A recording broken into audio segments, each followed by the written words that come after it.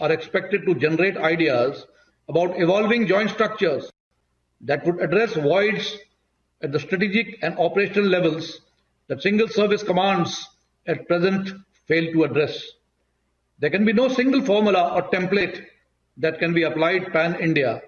A multidimensional outlook is required. The military leadership will have to more than match the political vision that has mandated the theatre commands.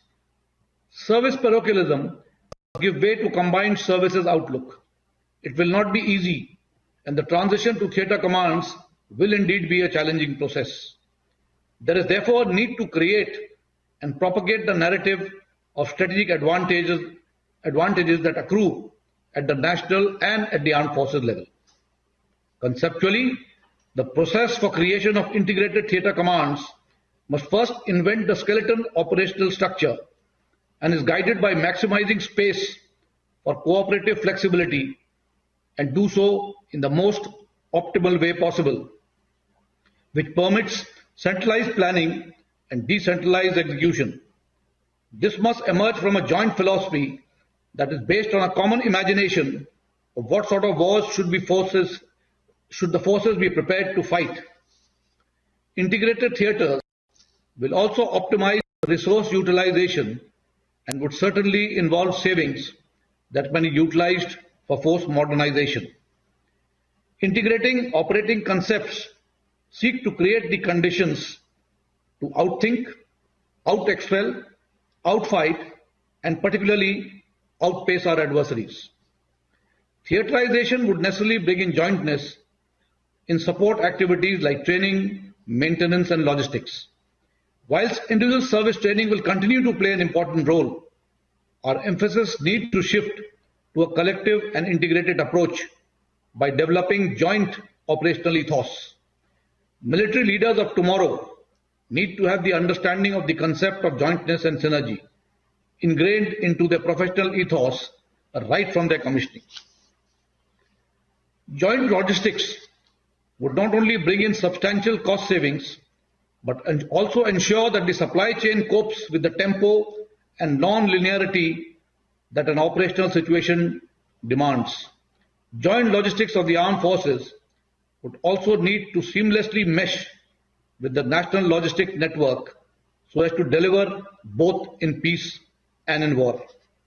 Joint maintenance organizations would optimize provisioning of maintenance support to formations across the three services.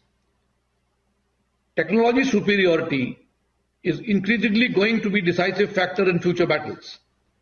The strategy should be to ensure that we are able to acquire or develop and transform superior technology into affordable and critical military capability, keeping in mind affordability, timeliness, and a technology base. The Indian Armed Forces must adopt a multi-pronged strategy centered on technology and innovations.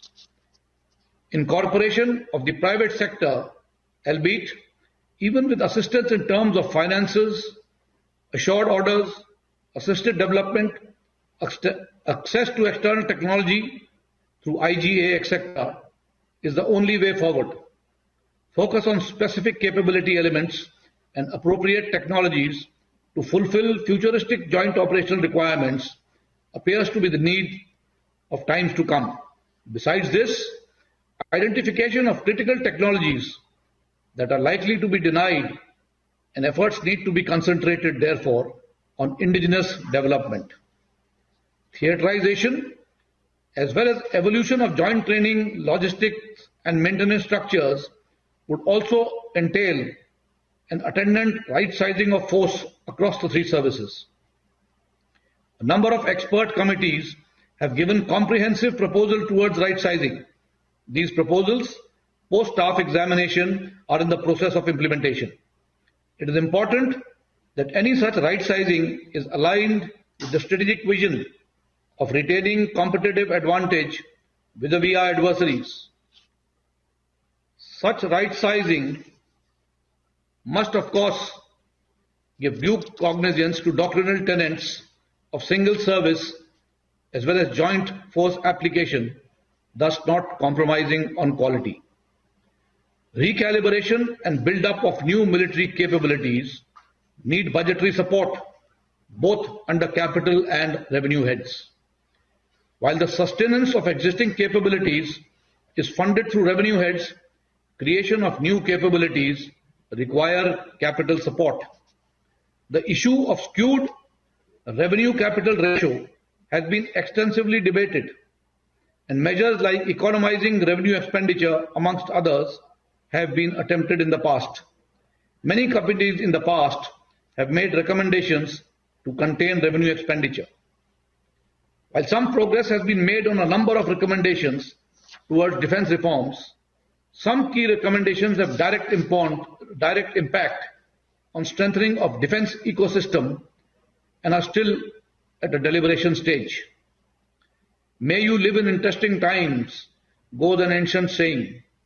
2020 has been a very interesting year as the world has grappled with a deadly pandemic for more than 10 months, losing millions of lives and redefining the manner of jibing.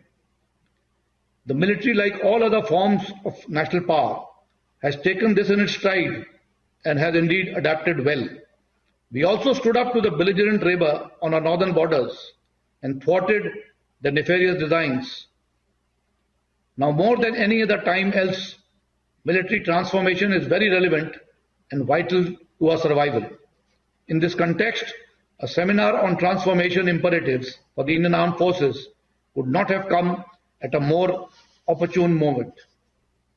COVID-19 has exposed stark choices available to nations to identify, develop strategies for the future. According to historian Yuval Noah Harari, author of the bestseller Sapiens, precisely observing at the beginning of the crisis, and I quote, "We face two particularly important choices. The first is between totalitarian surveillance and citizen empowerment. The second is between nationalist isolation and global solidarity." Unquote. In conclusion, it must be said that the Indian Armed Forces are facing paradigmatic changes both from within and without. It requires a fair amount of ingenuity on our part to adapt to these changes in a transformative manner so as to emerge as a more powerful force. The seeds of such ingenuous thought leadership are sown in seminars like this.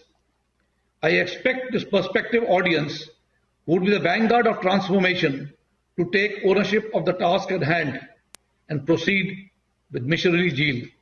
With this, I wish this seminar success and Godspeed to all of you. Thank you and Jai Hind.